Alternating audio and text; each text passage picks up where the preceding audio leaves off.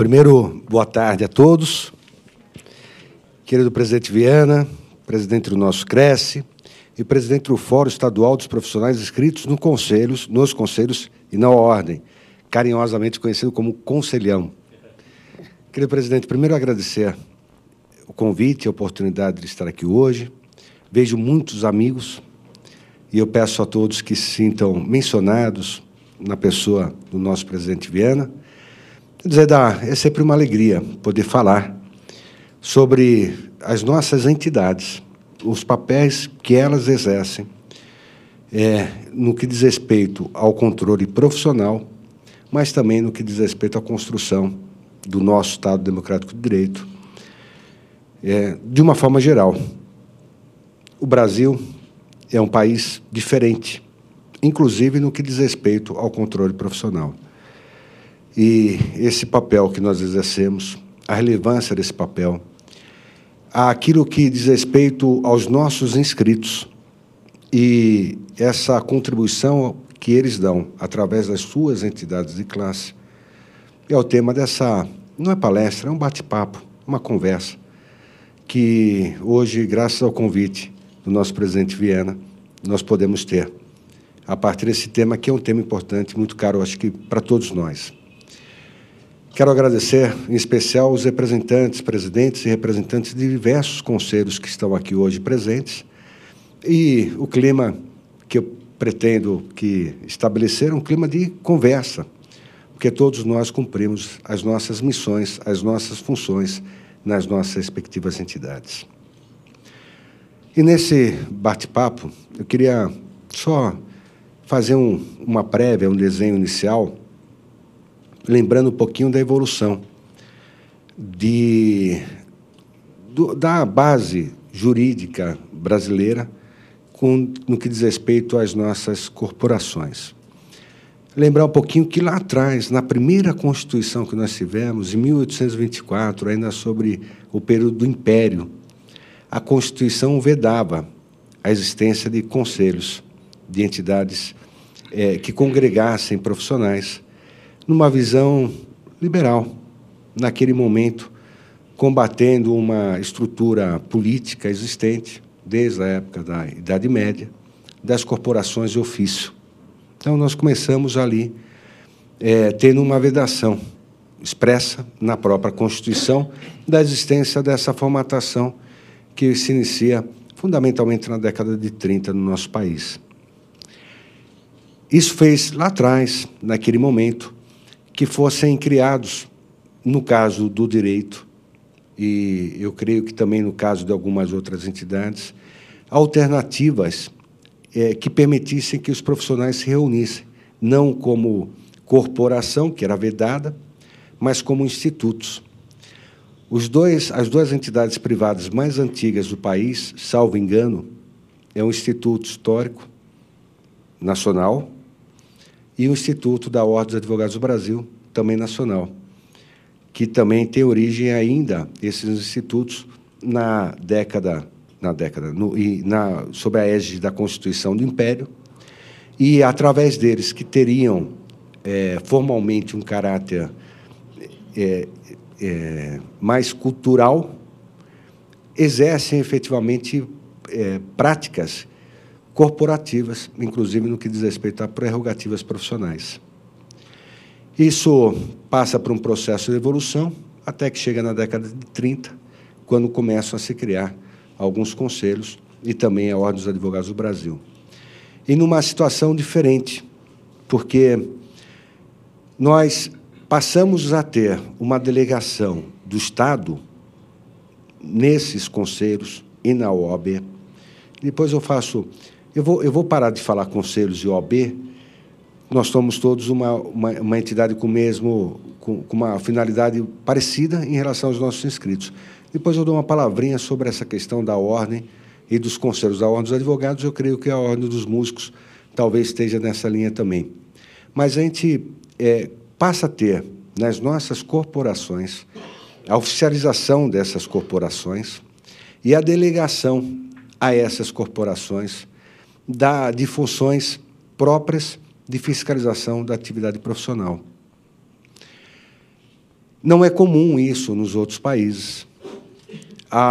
O controle do exercício profissional é feito ou diretamente pelo poder público ou quase que em parceria, a quatro mãos, com o poder público, enquanto que no país nós tivemos, mercê de conquistas que as classes respectivas conseguiram, fazer com que os conselhos pudessem promover a disciplina profissional.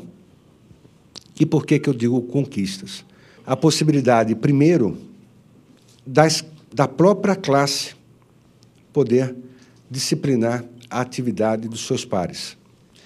Isso é algo que garante.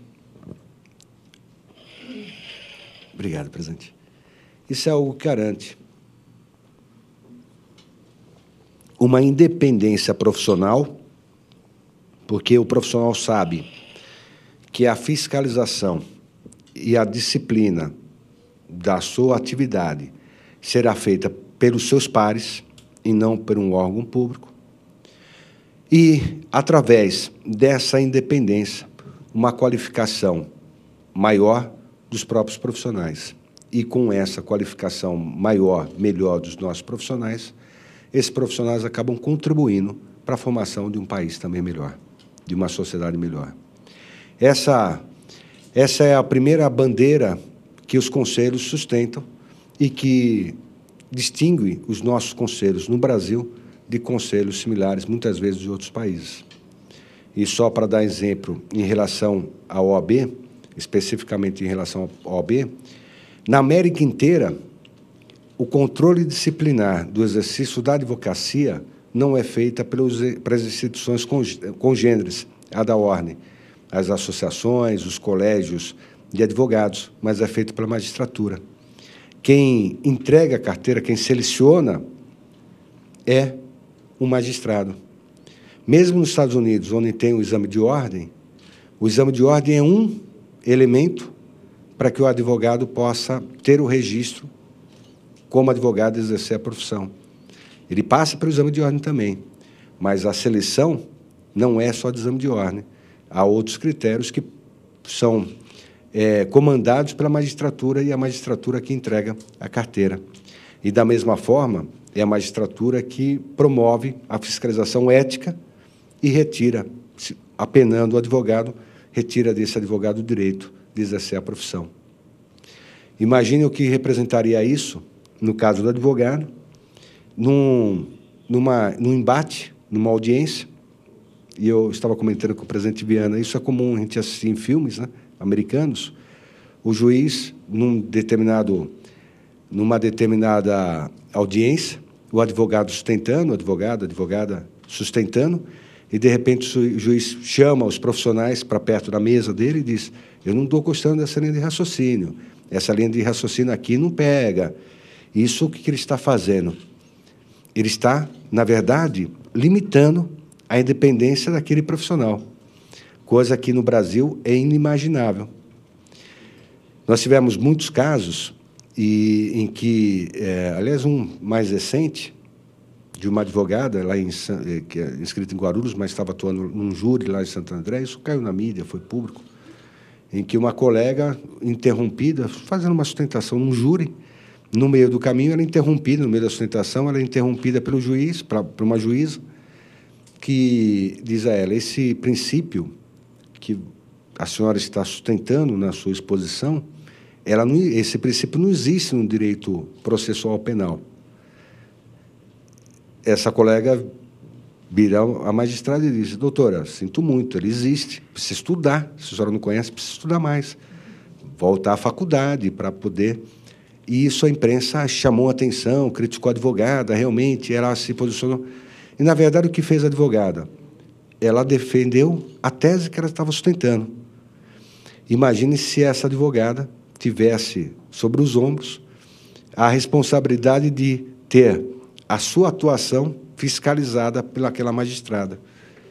E cá para nós, a advogada estava certa.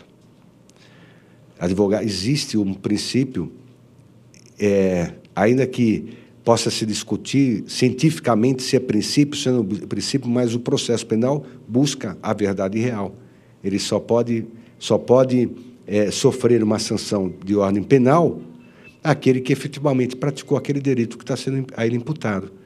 Então, essa liberdade de atuação dos nossos profissionais, como um todo, aí independente do Conselho, se dá exatamente porque tem a segurança de que a atuação deles só pode ser limitada pelos seus pares, que aí conhecem efetivamente o que é o exercício correto, ético daquela profissão.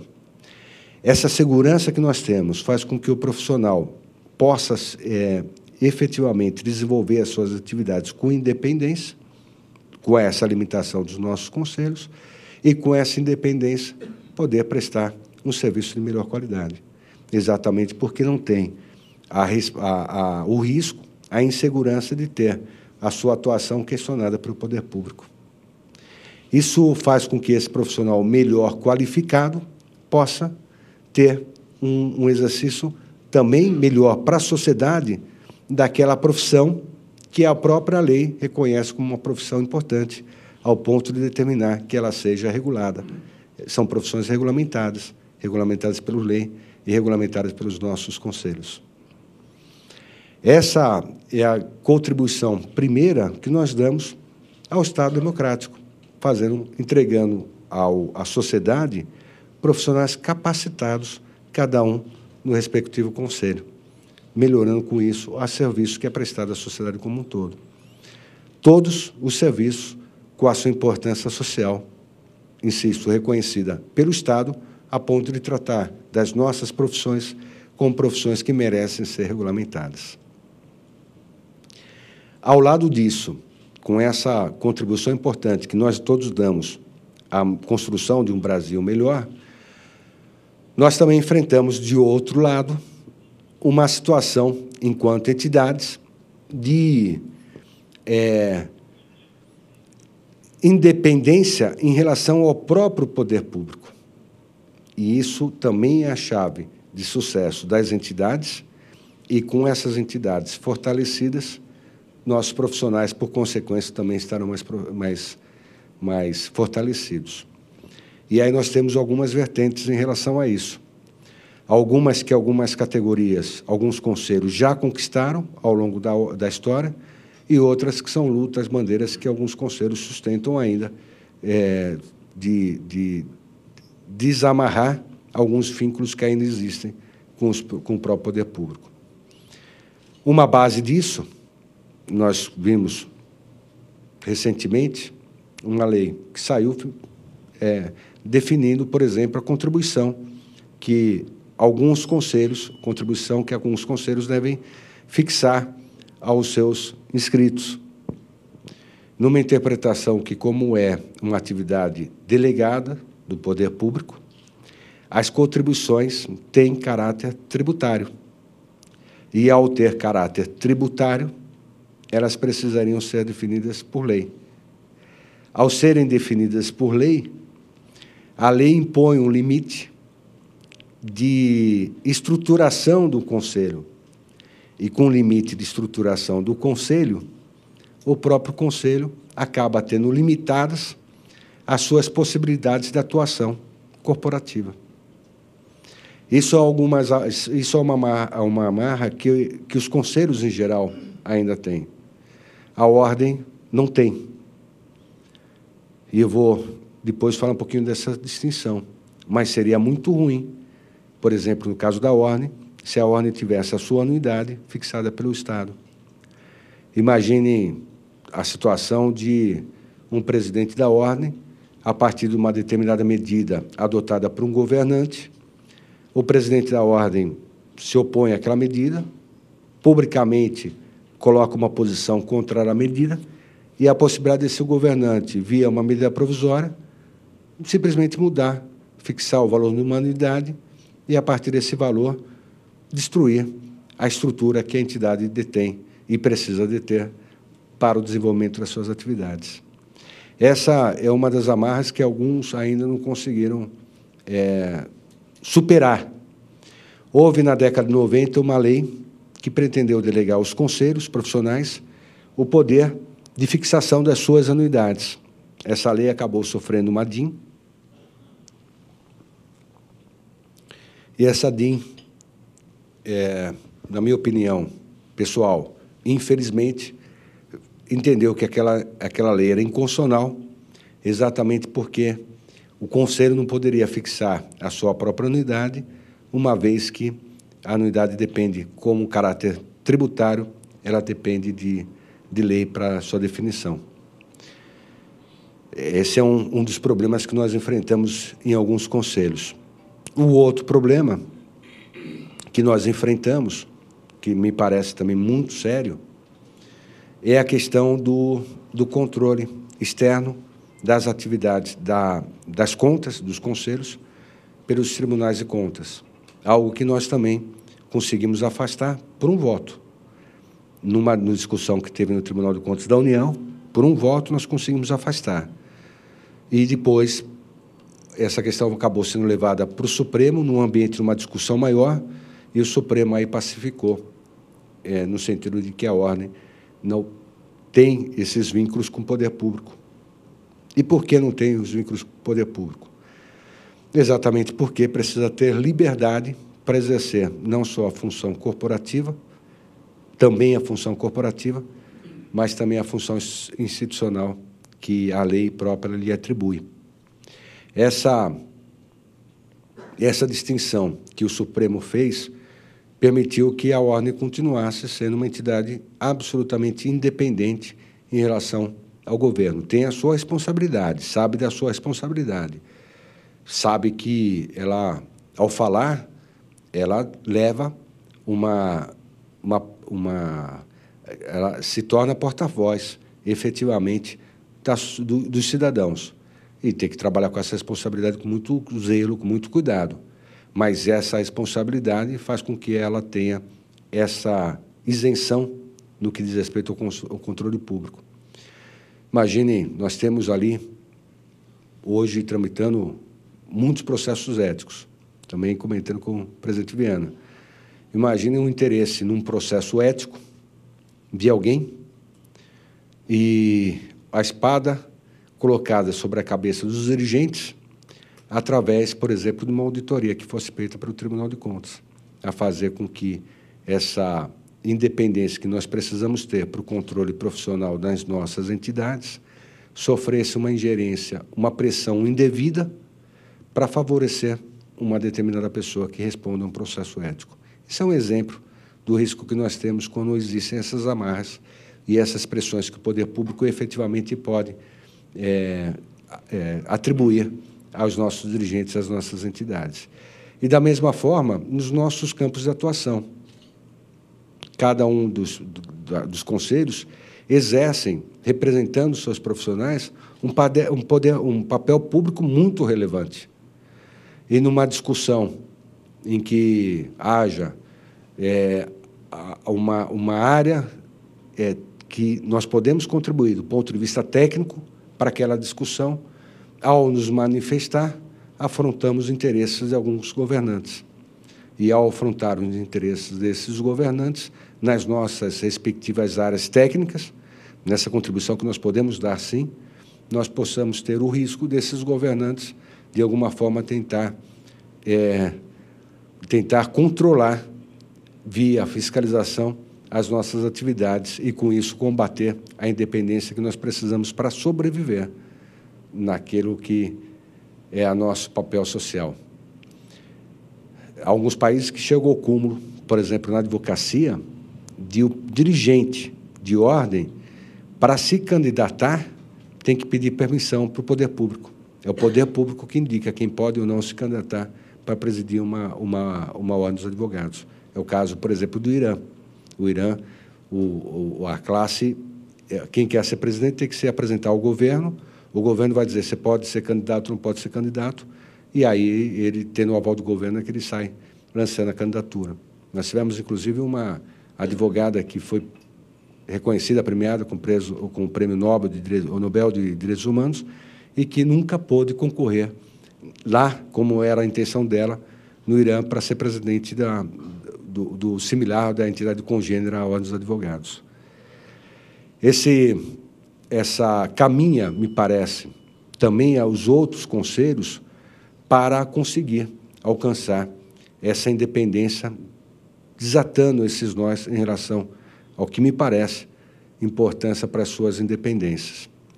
Isso gera, de outro lado, também a supressão de algumas situações que hoje, por estarem abrangidas nesse conceito de poder público, os conselhos têm. Por exemplo, inscrever o inadimplente no CADIM. Nós não temos o direito de inscrever os inadimplentes no CADIM. Execução fiscal. Como o crédito do conselho é considerado um tributo, ele se sujeita à execução fiscal, que é uma execução mais eficaz. O da ordem, nós não temos execução fiscal.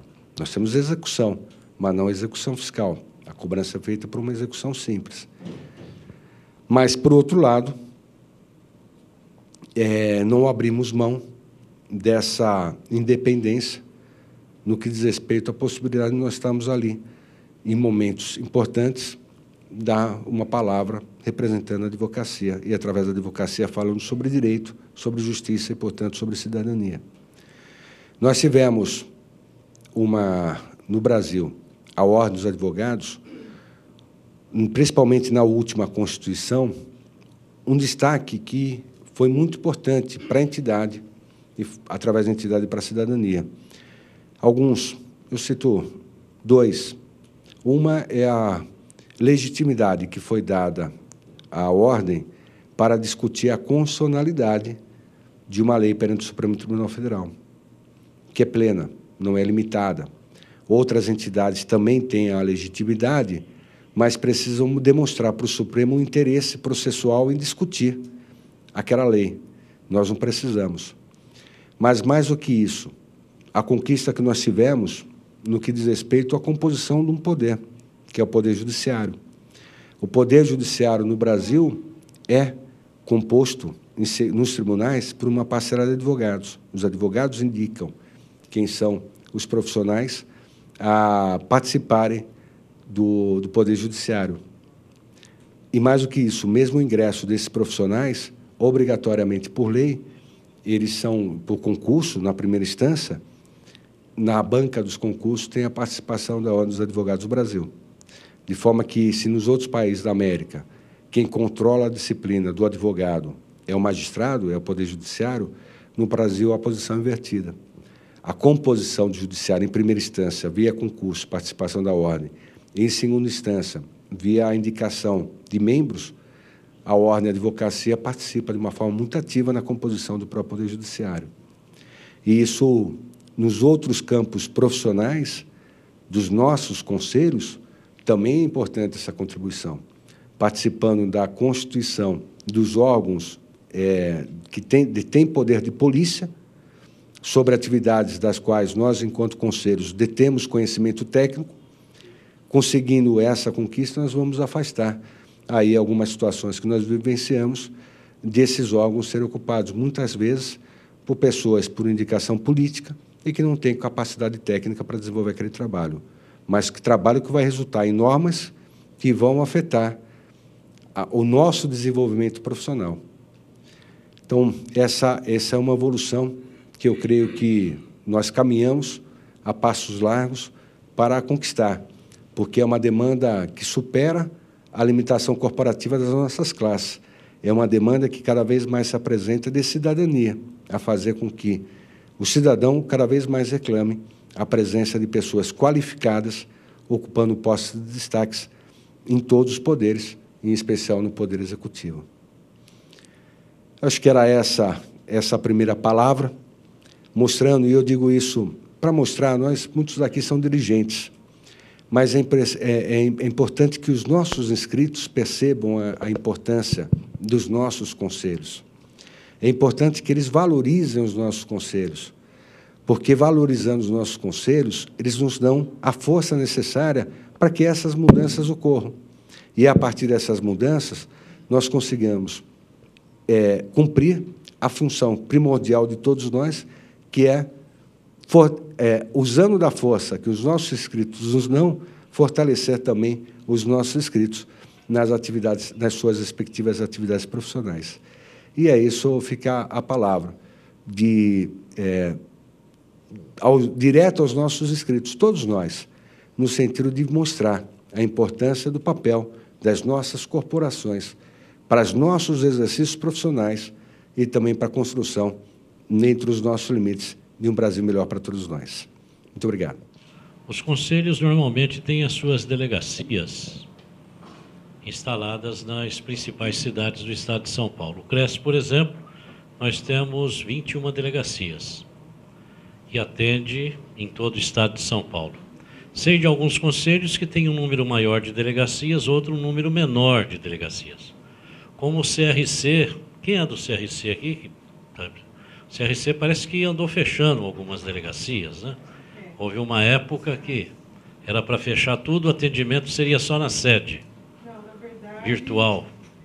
Tá, funciona no escritório do delegado. Foi uma tirada inteligente, porque o recurso realmente ele é grande, né, dispendido em grande monta na manutenção das delegacias. E à época eu até imaginei, falei, isso certamente vai acabar pegando em todos os conselhos, e eu não via isso muita aplicabilidade aqui no Cresce, porque se não tiver a nossa delegacia para o cidadão ir lá fazer a denúncia e tal, fica muito difícil para a população.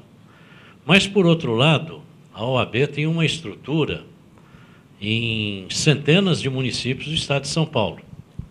E aí é que é um diferencial que eu considero muito importante.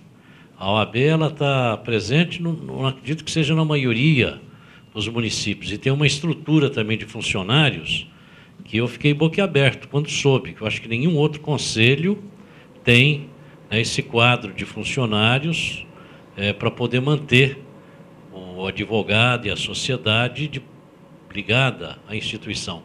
Então, eu gostaria, doutor Marcos, se pudesse, falar a respeito dessa estrutura que a OAB tem no estado de São Paulo e comparativamente com outros estados, e o que significa isso de investimento dentro do orçamento da OAB e relativo também ao recolhimento dos advogados, porque eu acredito que tanto lá quanto cá, bruxas há, né? Então, eu acredito que... Eu acredito que também na OAB deva ter uma inadimplência que seja expressiva. Isso é muito comum em todos os conselhos, porque os profissionais, no primeiro momento, não julgam uma prioridade manter em dia a sua situação com a tesouraria do conselho. Então, como é que a OAB enfrenta isso? Essa estrutura gigantesca, a subseção local lá no município, ela tem alguma estrutura de faturamento, há recurso enviado, é a OAB que paga daqui mediante requerimento. Essa estrutura, como é que funciona? A ordem, realmente a estrutura dela é muito grande. Nós temos o que seriam as regionais, nós chamamos de subseções. São 226 subseções do Estado. Essas subseções, em regra, acompanham a divisão judiciária do Estado. Então, onde tem uma comarca ou onde tem uma distrital, em regra, tem uma subseção. Subseção que, do ponto de vista político, tem uma diretoria eleita, não é uma diretoria nomeada pela seccional. E nós temos que buscar um instrumento de convivência com todas as correntes políticas da ordem, sejam elas a mesma corrente política que foi eleita para a seccional ou não. Essas subseções não têm personalidade jurídica. Elas não têm personalidade jurídica. Portanto, o orçamento que mantém toda essa estrutura é um orçamento estadual e é financiado fundamentalmente pela unidade dos advogados. Ao lado dessa estrutura gigantesca, 226 subseções, por conta do tipo de atividade do advogado, a ordem também mantém uma sala de advogado de apoio em cada fórum do Estado. Isso faz com que a ordem mantenha, em termos de pontos de atendimento, mais de 1.000 pontos para o advogado, só no Estado de São Paulo. São mais de 1.000 pontos de atendimento para o advogado do Estado de São Paulo.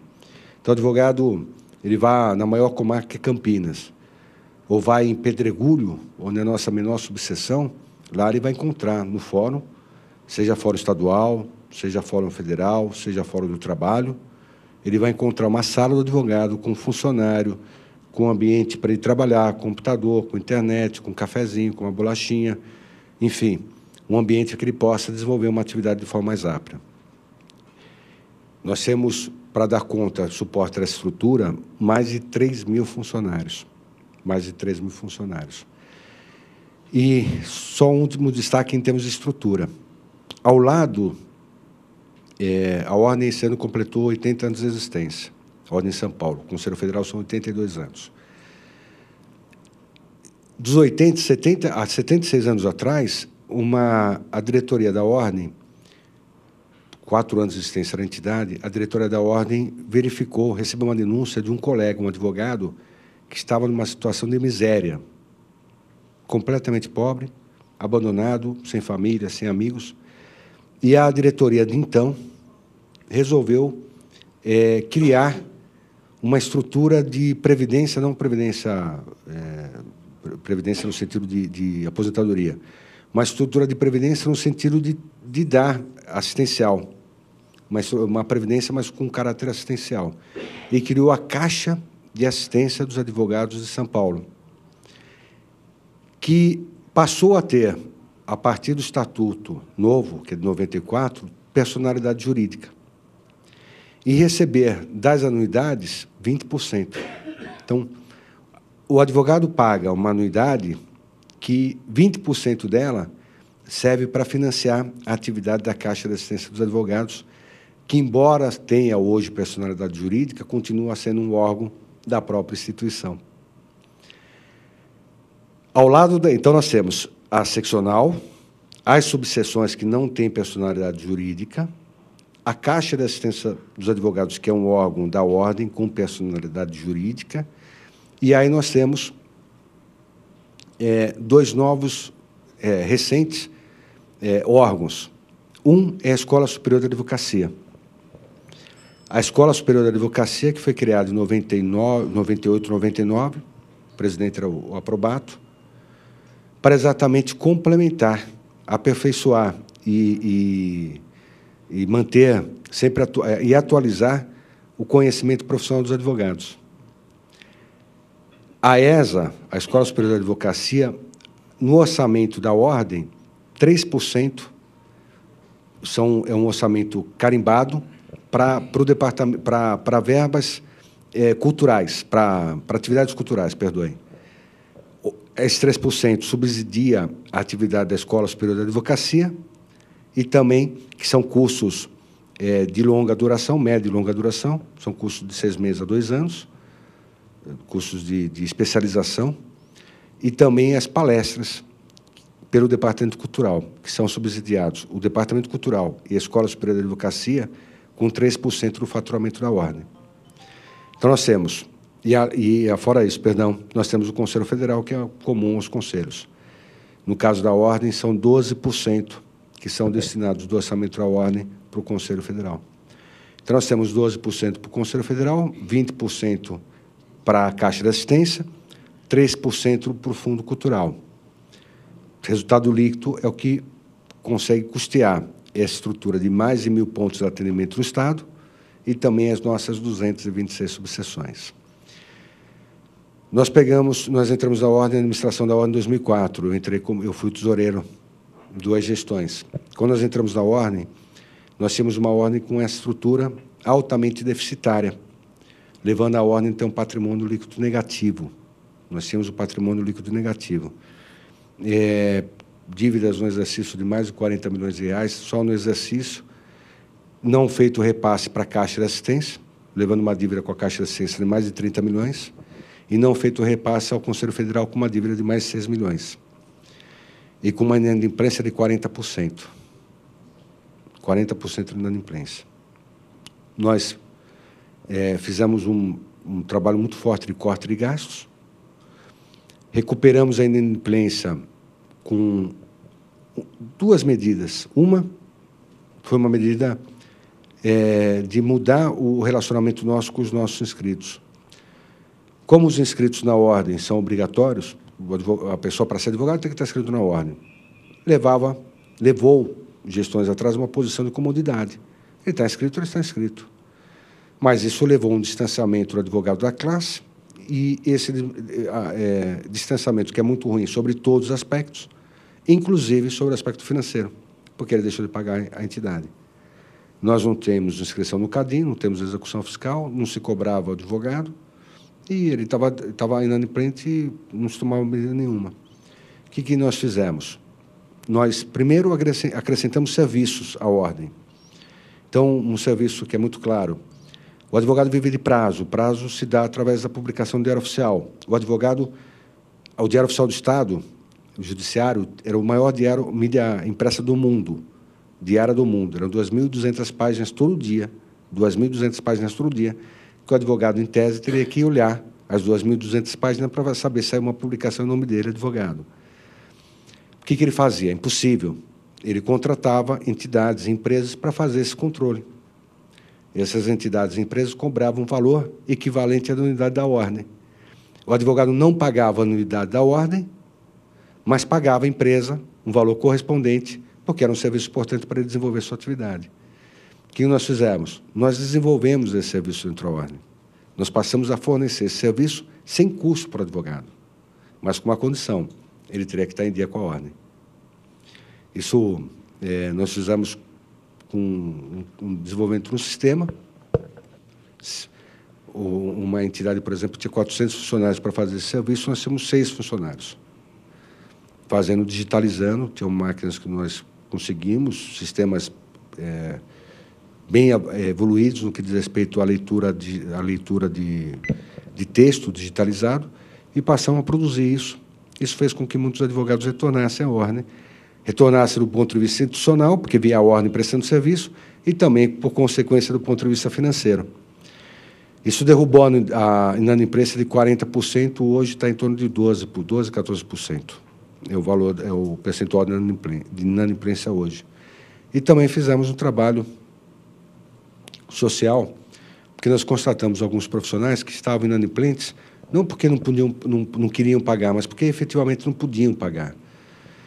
E aí, através da Caixa de Assistência, nós mandávamos, em qualquer lugar do Estado, mandávamos uma assistente social na casa desse advogado, que fazia um laudo social da situação dele, encaminhava o laudo social para a seccional, e nós, então, mandávamos para o Conselho uma solicitação de anistia da dívida dele. Anistiado, a Caixa de Assistência vinha com a área assistencial e passava a ajudar aquele colega, inclusive financeiramente. Tem 2.500 advogados hoje que sobrevivem de pagamentos mensais que a ordem faz a ele, via Caixa de Assistência. Os colegas muito pobres, e que não têm outro suporte de vida, que não seja essa contribuição, o salário que a Caixa fornece a eles por mês, subsidiado através do quê? Dos 20% que a anuidade, da anuidade que ele paga para a OAB. E aí, por fim, em relação a essas subseções, havia um componente, como a diretoria local era eleita, a forma de amarrar politicamente era o quê? Através do dinheiro. Então, as subseções, essas 226 subseções, que não têm outra fonte de receita, eles sobrevivem do dinheiro da seccional, que é alimentada pela unidade de todos os advogados, havia um controle político em cima disso. Então, se dava para quem apoiava e não se dava para quem não apoiava. Ao não se dar para quem não apoiava, a subseção não conseguia prestar serviço, e ao não prestar serviço, na próxima eleição, o que acontecia? Derrubava o dirigente. Era a lógica que se adotava. O que nós fizemos? Uma coisa que nos conselhos é muito comum, até pelas características dos conselhos, mas nós não tínhamos orçamento. Então, nós implementamos, em 2004, o orçamento, que é uma coisa básica, mas que a gente não tinha. Então, quando chega em setembro, essas 226 subseções e mais os departamentos da própria seccional preparam a sua proposta orçamentária, que é consolidada num orçamento geral, que vai definir o valor da anuidade dos advogados e que, no exercício seguinte, vai permitir à subseção uma independência financeira. Ah, ela gera recursos? Não. Mas o orçamento dela eu tenho que cumprir, porque foi aprovado pelo Conselho. Eu, como diretor, sou obrigado a cumprir o orçamento de uma subseção. Então, esse ano, por exemplo, que é um ano eleitoral, 2012, o orçamento da subseção foi aprovado em 2011. E é em cima do orçamento que ela vai exercer suas atividades durante o exercício inteiro, até dezembro de 2012. Eu não posso, quanto dirigente da ordem, hoje eu sou vice, eu era tesoureiro, eu não podia, como tesoureiro, negar um repasse de verbas para a subseção ao argumento político, porque a subseção tinha um orçamento aprovado pelo Conselho. Então, ela podia denunciar para o próprio Conselho e dizer, olha, diretoria, eu tenho direito a ter uma despesa de tanto, eu tenho um investimento de tanto, e esse investimento a diretoria não está fazendo repasse. Graças a Deus, nós que estabelecemos esse modelo, nós criamos, implementamos esse modelo, isso nunca aconteceu, por óbvio. Mas esse ano, para ter uma ideia do que isso representou em termos de quebra de cultura, hoje as 226 subseções têm 6 que não têm alinhamento político. E mesmo essas 6 que não têm alinhamento político, não sofre qualquer tipo de repressão, inclusive financeira, que seria a mais sensível delas, porque elas têm os orçamentos dela. Está lá, nós respeitamos, ela vai desenvolver suas atividades. Mas, a partir desse orçamento, nós começamos a ter um controle efetivo da nossa área financeira, e aquela sequência histórica de déficit, todo ano déficit, que levou ao patrimônio negativo, parou. Então, desde 2005, a ordem não tem mais déficit, ela tem superávit. Isso fez com que o patrimônio saísse no negativo quando nós assumimos, e hoje nós estamos entregando a ordem com 70 milhões de patrimônio positivo, patrimônio líquido positivo. E foi através desse modelo que a gente adotou. Trouxemos para dentro da entidade a ISO de qualidade, a ISO 9001. Hoje a ordem é certificada, a grande maioria das subseções, nenhuma é obrigada, mas aquela que quer participar do processo se apresenta, e nós levamos o modelo de qualidade para a subseção. Hoje, aproximadamente 80% das subseções têm certificação, como nós temos, mas que representam, em termos de número de advogados, 93% ou 94% da advocacia, essas 70 e tantos % de subseções. Então, a estrutura hoje está equilibrada do ponto de vista financeiro, usando do orçamento, que existe algo comum os conselhos, mas não era para a ordem. Isso permitiu que houvesse uma redução sensível dos custos, trouxemos previsibilidade. Hoje, nós não sofremos pressão política, porque a subseção chega para a gente e diz, olha, fazia isso antes, olha, eu apoio, mas em troca eu quero isso. Tem no orçamento? Não tem. Então, desculpa, apoiar ou não apoiar, você não vai ter, porque não tem orçamento. Ou eu não apoio, mas eu quero isso. Tem no orçamento? Tem. Então, você tem direito por conta disso. E conseguimos, com essa previsibilidade, com esse controle financeiro, reduzir a anuidade em 20%. Então, hoje a anuidade é 20% menor do que era até 2003, que foi quando esse grupo político assumiu a OAB. A gente fala com orgulho porque realmente foi uma revolução, mais do que administrativa, uma revolução cultural, porque a gente quebrou uma ideia de que tudo dependesse de processos políticos. Hoje não. Hoje tudo tem uma análise técnica, a subseção pede um computador. Vai o técnico, vai olhar se ele precisa do computador, se não precisa, se ele precisar, qual o modelo do computador, que ferramentas esse computador precisa ter, é modelado o computador de acordo com a necessidade, encaminhado, se descobre que tem necessidade. E mais um detalhe que é interessante, eu acho que para os conselhos. Foi uma discussão que nós tivemos no BNDES. Na medida que... Quando nós pegamos a ordem com patrimônio negativo, nós não tínhamos nem capacidade de crédito. A gente não podia... Nós chegamos a pedir dinheiro emprestado para o banco para pagar 13º, e os bancos recusaram, no primeiro ano de gestão. Quando nós revertemos o quadro, o patrimônio é positivo, nós passamos a ter acesso à linha do BNDES para a construção de novas sedes. Porque essas sedes existem, as 226 subseções existem. E nós temos custo, em muitas delas, com aluguel. E nós fizemos uma conta financeira para ver quanto custa o aluguel e quanto custa o financiamento. E identificamos em muitos desses lugares que era mais fácil construir um espaço do que manter o aluguel. Então, nós passamos a ter financiamento do BNDES. Nós estamos hoje construindo 14 ou 16 casas. 14 ou 16 casas, que são essas casas que nós identificamos como sendo mais baratos para a ordem fazer a construção e pagar o financiamento do que pagar aluguel. Só que nós demoramos um tempo grande no processo da aprovação do crédito por conta da discussão da natureza jurídica da ordem. Se a ordem era um conselho ou se não era um conselho. Porque, em sendo um conselho, ela cai na lei de limitação do endividamento público, o que gera uma burocracia em termos de concessão de financiamento muito maior. E aí nós demonstramos que não, que a ordem ela presta um serviço público, como foi decisão do Supremo Tribunal Federal.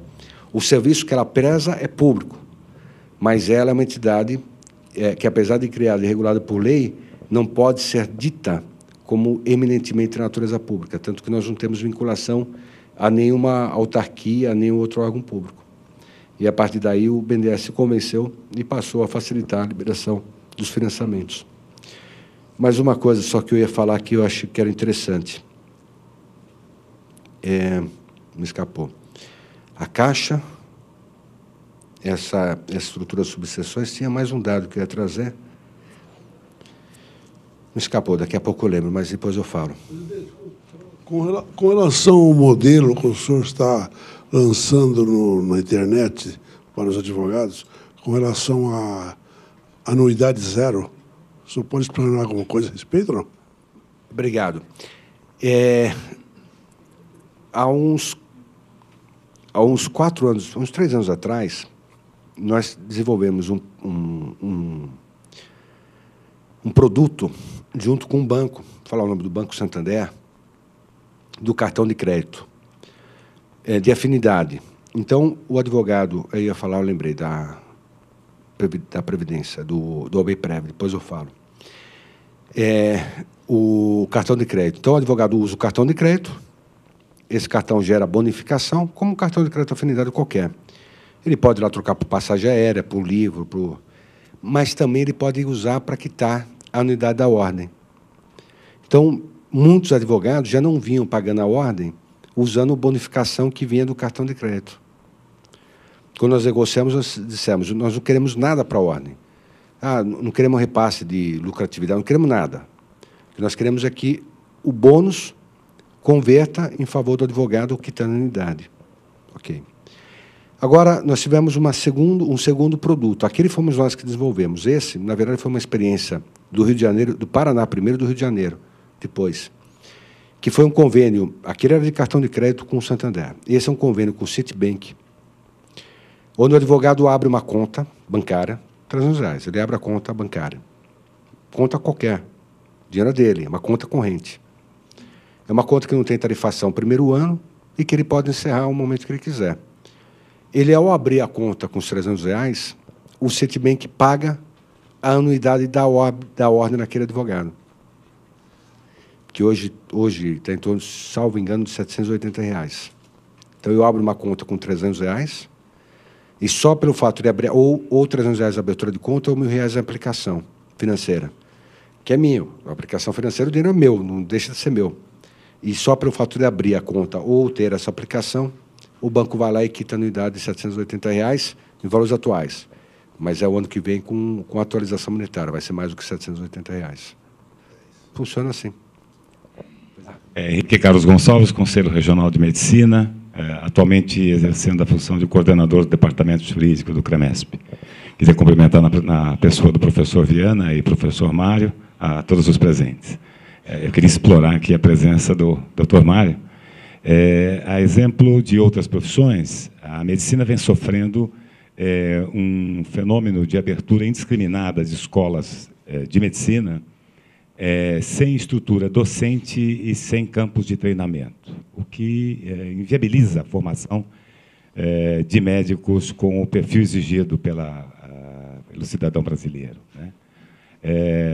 Salvo engano, a Ordem é a única entidade de fiscalização que detém o poder de limitação do profissional após a graduação na entrada no mercado de trabalho, através do exame da Ordem, e que já se desenvolve há décadas, né? Eu gostaria de conhecer a opinião do presidente acerca da aplicabilidade deste modelo, né, tipo o exame da Ordem, o exame de habilitação para as outras profissões, em termos da melhoria da qualidade dos profissionais em atuação no mercado. Essa seria uma pergunta, uma primeira questão.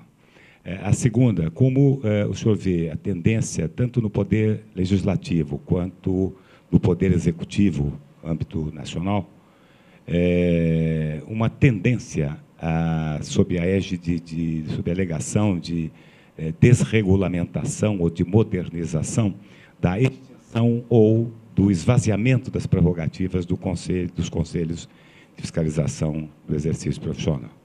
E ainda, me aproveitando até do espaço e da pessoa, uma terceira colocação, como o senhor vê a atuação de juízes, notadamente das varas federais, né, da Justiça Federal, que gera a competência dos conselhos, quando em processos éticos profissionais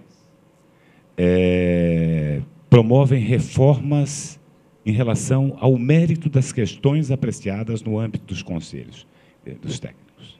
Os 3 questionamentos. Obrigado. Obrigado. Eu vou tentar ser breve, mas são 3 perguntas muito relevantes. A primeira delas, em relação ao exame de ordem.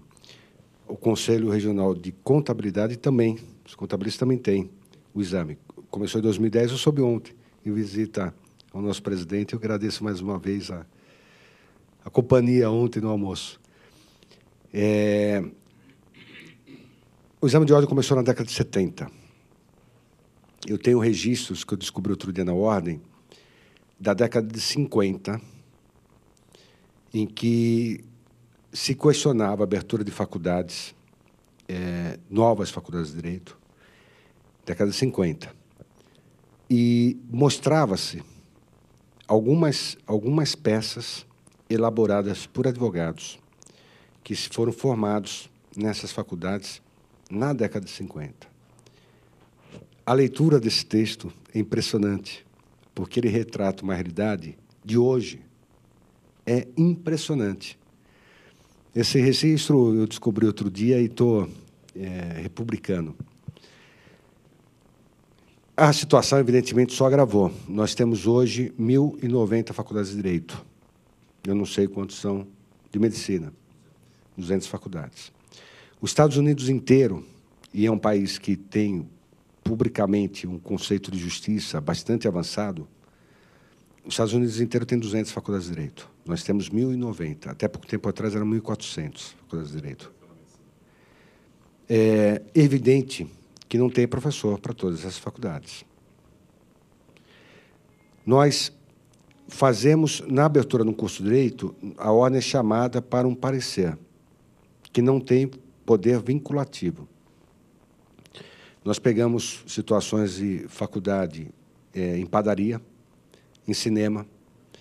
Faculdade, quando chegou o representante da ordem, estava descarregando uma biblioteca que foi alugada, porque eles não tinham biblioteca. Quando souberam que a ordem ia, eles alugavam uma biblioteca e depois iam devolver no dia seguinte. As situações mais disparatadas. Isso faz com que haja um problema social muito grande de pessoas que pagam por um sonho que não vão realizar, não por culpa delas, mas porque as instituições não têm capacidade de formar adequadamente aquele cidadão. E traz para o mercado um volume enorme de bacharéis, sem qualificação alguma para exercer a advocacia, a magistratura, ser membro do Ministério Público, etc. O que faz o exame? O exame não é competição. O exame é de qualificação. Ele só verifica se aquele que está prestando tem capacidade. Nas faculdades boas, eu tive 2 semanas atrás a Faculdade de Direito de Ribeirão Preto, Faculdade da USP, a primeira faculdade da USP de Direito fora da... Nós temos as Arcadas, a São Francisco, que é a tradicional. A primeira é essa. Não formou a primeira turma. está formando a primeira turma esse ano. Os alunos que vão se formar no final do ano prestaram, no final do ano passado, o exame. Foi a maior aprovação do Brasil. Esse ano, prestaram, no final do primeiro semestre, 8 alunos, 7 passaram no exame de ordem, e nem completaram o curso de Direito. Isso é só para mostrar que o exame de ordem não é um exame dificílimo. É um exame que vê se a pessoa tem um mínimo de condição profissional para exercer a profissão. E o que eu digo, que isso é feito não em proteção à classe, em proteção do cidadão. Porque o cidadão, quando vai procurar um advogado e vai depositar nas mãos do advogado os valores maiores da sua vida, as suas liberdades, seu patrimônio, a sua saúde, seu trabalho, etc., ele vai encontrar um profissional com capacidade para defender esses valores. Então, eu tenho dito... Ontem eu soltei uma outra nota de repúdio, porque amanhã, na Câmara, vai ter uma reunião, numa comissão de Finanças da Câmara, com o secretário do Ministério da Educação, para discutir o fim do exame de ordem de novo. E é um disparate, porque, se não tiver o exame de ordem, nós vamos ter milhões de advogados, de um dia para o outro entrando no mercado. Esses milhões de advogados, uma parte significativa deles, não tem condições técnicas de atender o cidadão. Portanto, o prejudicado vai ser o cidadão, naquilo que é a essência da cidadania, que é o direito de defesa, que é aquilo que o advogado instrumentaliza, ele defende o direito. E é tão importante o direito de defesa que é o primeiro a sucumbir quando tem estado de exceção. E é isso que é o que significaria se tivesse o exame de ordem. Eu sustento com todas as profissões regulamentadas que se encontrem nessa situação caótica no ensino, dramática, a necessidade de exame, desde que a corporação identifique que essa necessidade exista. Não é só no Brasil, há em outros países. Portugal, há uns 2, 3 anos atrás, começou a criar o exame, só que, como no Conselho de Medicina não tinha lei, fez isso através da resolução. E aí também lá discutiu-se a legalidade e o exame caiu por falta de lei. Mas já há projetos no Congresso de Portugal para, por lei, criar o exame de ordem para que eles possam também aplicar a prova numa população, no número de faculdades infinitamente inferior ao que nós temos no Brasil. Segunda coisa, que é a questão de prerrogativa. É aquilo que eu disse, a construção deve ser no sentido de fortalecer as prerrogativas. Imagine, por exemplo, o Conselho de Medicina, manifestando posições sobre políticas públicas da área da saúde. É importante que o Conselho tenha esse papel social. E, para que ele tenha esse papel social, ele tem que ter independência. E a independência se dá através das prerrogativas. Essa história do exame de ordem é uma demonstração clara disso.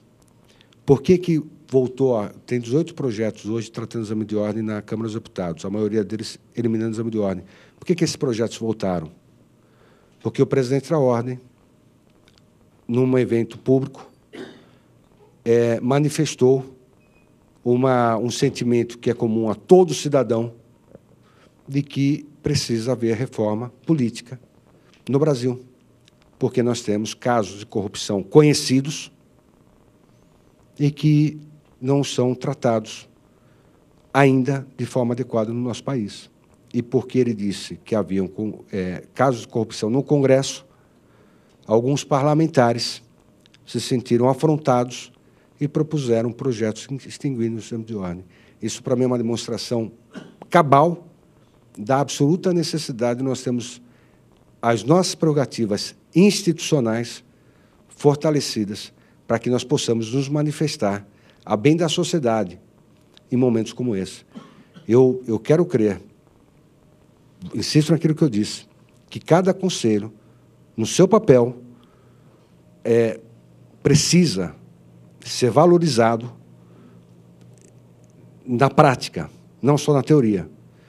O dia que nós tivermos no país, em que o Conselho de Medicina tiver a possibilidade, como acontece no Judiciário, de manifestar e também de sugerir políticas públicas na área de saúde, certamente a saúde do Brasil vai ser melhor. E a última pergunta em relação à intervenção do juiz. A justiça, há uma posição pacificada na justiça, o que não significa que não possam aparecer, às vezes, juízes que não concordem com ela, mas há uma definição pacificada na jurisprudência, no sentido que o judiciário pode controlar a legalidade da aplicação ético-disciplinar, mas não pode entrar no mérito dela. Então, ele pode dizer, olha, foi dado o direito de defesa, não foi dado o direito de defesa. Mas, assegurado o direito de defesa, a decisão do Conselho é soberana. Nem o juiz pode modificá-la. Às vezes, a gente encontra alguns juízes pretendendo modificar isso e outras coisas que não são de competência deles. Mas a posição da jurisprudência no sentido de respeitar o mérito da decisão, embora a decisão possa até vir a ser anulada se o juiz verificar algum desrespeito a algum princípio legal que deveria regir o processo. Eu sou arquiteto, né, há 26 anos, né, e eu pertencia antes ao CREA e hoje ao CAL. Né? Tem um sistema do CREA que eu posso falar, que seria a RT, a anotação da responsabilidade técnica, que o senhor deve conhecer. Né? E acho que no Conselho de Medicina também tem.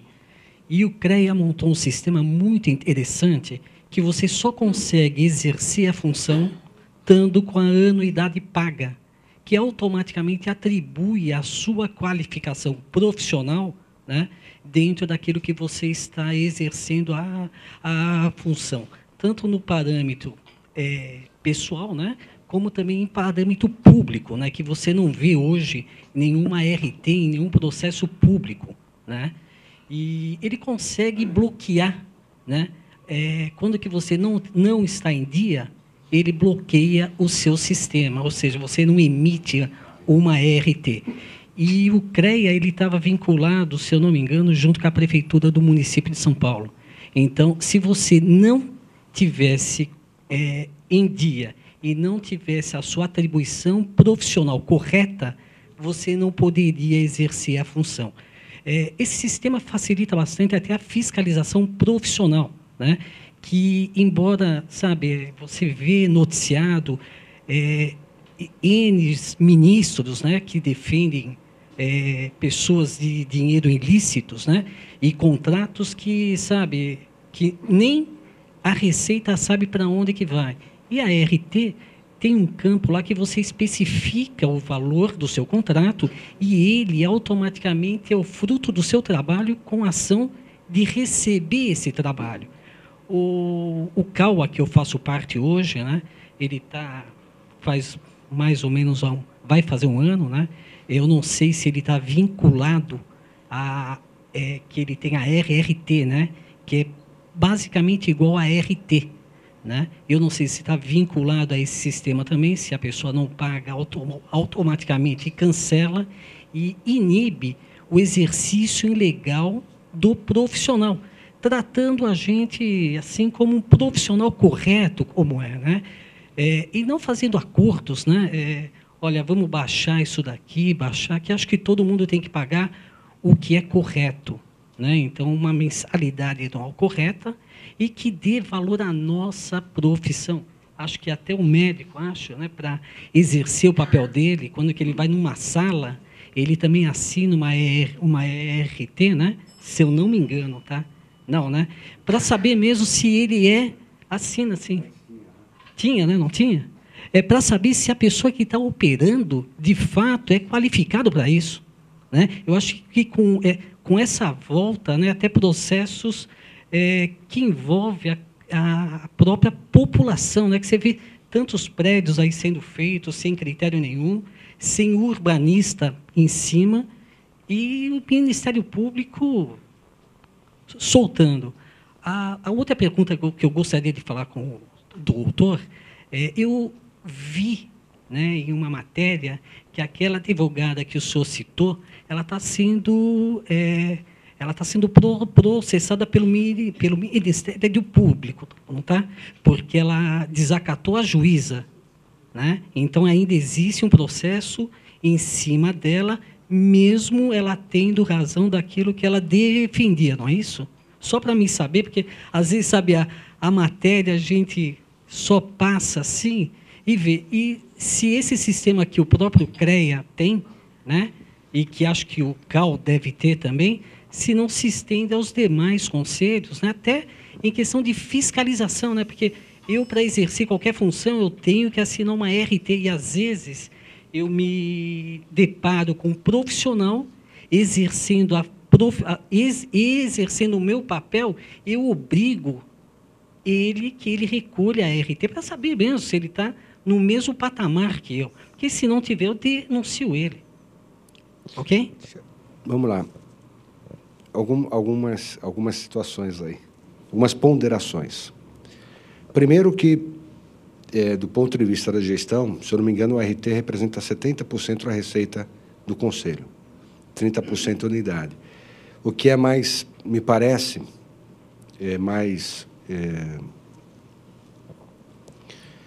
mais correto do ponto de vista da identificação daquele que está se favorecendo diretamente do serviço, né? Quem está se favorecendo mais do serviço, ele tem um ônus um pouco maior. Mas, mais do que isso, a RT eu consigo repassar para o meu cliente. Estou certo?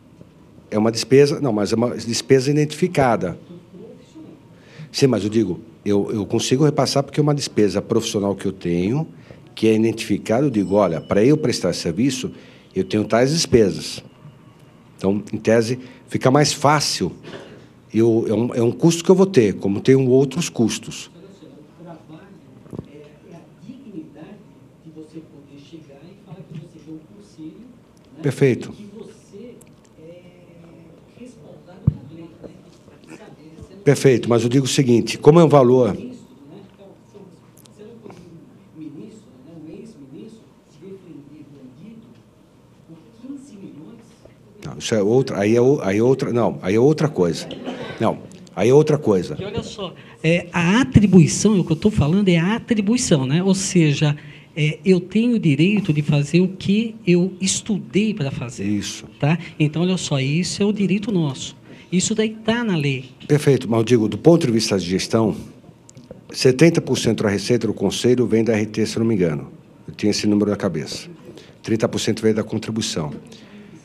A RT, ela tem uma individualização maior daquilo que é o serviço que o Conselho me presta. Então, eu estou fazendo uso do Conselho, e o Conselho está servindo aos meus interesses. Então, eu estou pagando uma taxa por conta disso. Como é uma taxa por serviço, me parece, é mais fácil eu repassar essa taxa para o meu cliente. Eu pago anuidade, eu não tenho que chegar para o meu cliente e repassar uma anuidade. Eu tenho alguns clientes, como é que eu divido essa anuidade? A RT não, a RT é vinculada ao serviço. Sim, a um contrato. E, portanto, sim, ok, mas eu individualizo o meu custo. Portanto, na hora de repassar para o meu cliente, eu tenho como repassar. Embutido no meu preço ou não. A anuidade, não. Eu não tenho como repassar a anuidade para o meu cliente. A anuidade é o ano, é a minha atividade anual. Então, do ponto de vista de gestão, eu acho uma solução muito boa. Do ponto de vista de controle profissional, vai depender do Conselho e da profissão. Para a advocacia, talvez o similar a isso fosse algo na procuração, que o advogado juntasse. Né? Então, o advogado vai participar de um processo, ele tem que juntar na procuração algum elemento que identifique a condição profissional dele. Pode ser. Mas depende, evidentemente, da profissão. Do ponto de vista jurídico, eu não permitir que um profissional atenda, um profissional exerça a profissão em função do deixar de pagar ART ou pagar anuidade, e como eu não paguei anuidade, não tenho direito a ter a ART, e não tendo a ART, eu não tenho o direito de exercer a profissão, eu diria, primeiro, tem que ver a lei, o que diz, se a lei prevê, a lei que rege o Conselho. Segundo, eu tenho uma cautela, que é a cautela da sanção política.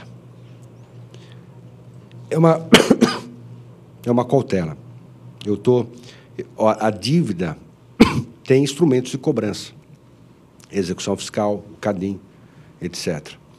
A sanção política de eu impedir o exercício profissional precisaria ter previsão legal.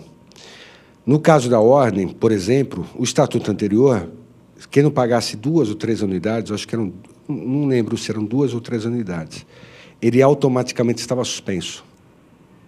Ele não podia advogar a ausência de pagamento de 2 ou 3 anuidades. O estatuto novo, não.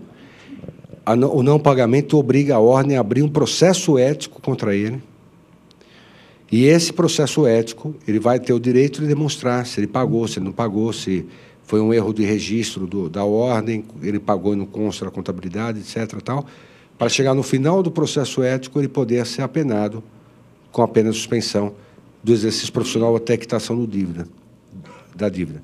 Então, depende da legislação que rege cada conselho. Acho que não dá para criar uma alternativa como essa se não tiver uma base legal muito clara. Do ponto de vista da responsabilidade profissional, isso traz para o conselho também uma responsabilidade de acompanhamento da atividade profissional dele. Aí também depende da atividade profissional. Se a ordem ela acompanha na medida que há alguma denúncia. Então, um cidadão que se sentiu lesado pela atividade de um advogado, ele vai na ordem e denuncia. E aí abre-se um processo, a ordem verifica se a denúncia tem algum fundamento, se aquilo constitui ou não constitui, em tese, uma infração ética, e constituindo, abre o processo para investigação se aquela infração ética foi cometida ou não. Então, vai depender também, eu acho que um pouco do perfil do conselho e daquela profissão que ele representa. E, por fim, qualquer atividade, entendo uma situação em que há uma ideia de que houve um descumprimento ético, qualquer pessoa pode chegar na entrada de classe e denunciar. E aí a entidade de classe vai pular. Eu não preciso demonstrar um interesse na denúncia, eu preciso demonstrar que houve, ter elementos mínimos de demonstração que houve a violação ética, para que essa denúncia tenha curso. Com licença, doutor. Sou Elizabeth Rodrigues, chefe de gabinete do CREA São Paulo. Realmente, a arrecadação da RT é 70% do nosso orçamento. Infelizmente, eu preciso me retirar, mas o Afonso, que teve até bem pouco tempo no CREA, alguma coisa pode nos ajudar aí nessa questão. E o Mário também, que é arquiteto. A ART, realmente, ela é muito valiosa no momento em que a gente usa para direcionar a fiscalização. Então, o seu recolhimento é importante. Realmente, não são todas as categorias que recolhem a ART, mas esse direcionamento, esse instrumento de fiscalização é importante. Tá certo? Então, ela tem realmente uma porcentagem muito alta no orçamento, né? E aí ajuda, mas a anuidade ela é em menor número, quer dizer, não é repassada realmente para o cliente, mas o tributo da RT, seja ela qual for, desde 40, que é a menor taxa, e até um pouco maior. Então, eu só quero pedir desculpa, porque eu vou precisar me retirar, eu e a doutora Sônia, a assessora, tá? Mas parabéns a Viana, parabéns, saudações aí para o Afonso, tá? Que estou revendo. Tá? Boa reunião para vocês, muito obrigada, viu? E obrigada pelos esclarecimentos também.